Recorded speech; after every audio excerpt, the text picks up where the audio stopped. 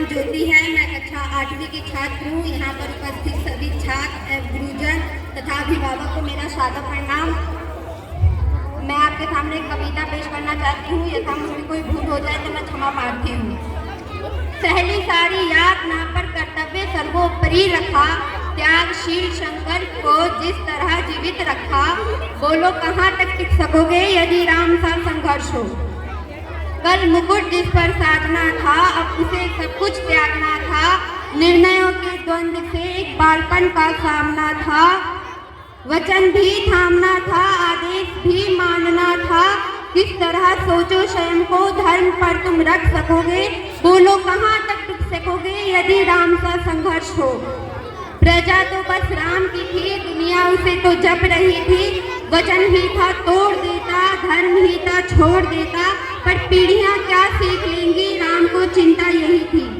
हो छीन रहा एक क्षण में सब कुछ, हो छीन रहा एक क्षण में सब कुछ, सोचो एक क्षण का क्या करोगे, बोलो कहाँ तक टिक सकोगे यदि राम सा संघर्ष हो। केवट ने जाने क्या किया था, केवट ने जाने क्या किया था, सौभाग्य जो उसको मिला था, राम से टालने को राम से ही लड़ गया था। कुलवंश उसके तड़ रहे थे, सब राम अर्पण कर रहे थे। जब सब कुछ हो बिखरा हुआ, इतने सरल कब तक रह सकोगे, बोलो कहाँ तक टिक सकोगे यदि राम सा संघर्ष हो। है याद वो घटना तुम्हें, है याद वो घटना तुम्हें, जब राम थे वनवास में, सिया थी हर ली गई था कौन उनके साथ में।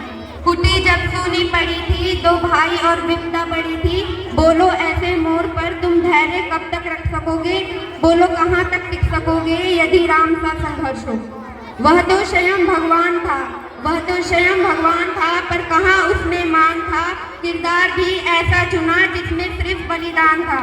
मर्यादा के प्राण थे, रघुवंश के अभिमान थे, मर्यादा के प्राण थे, रघुवंश के अभिमान थे। श्री राम के अध्याय से एक पृष्ठ हासिल कर सकोगे, बोलो कहाँ तक टिक सकोगे यदि राम का संघर्ष हो। व्यथा इतनी ही नहीं है, कथा इतनी ही नहीं है, व्यथा इतनी ही नहीं है, कथा इतनी ही नहीं है, कुछ शब्द उनको पूर्ण कर दे, राम वो गाथा नहीं है। जब तपे संघर्ष में, तब हुए उत्कर्ष में, क्या तुम भी ऐसी प्रेरणा पीढ़ियों की बन सकोगे, बोलो कहाँ तक टिक सकोगे यदि राम का संघर्ष हो। धन्यवाद।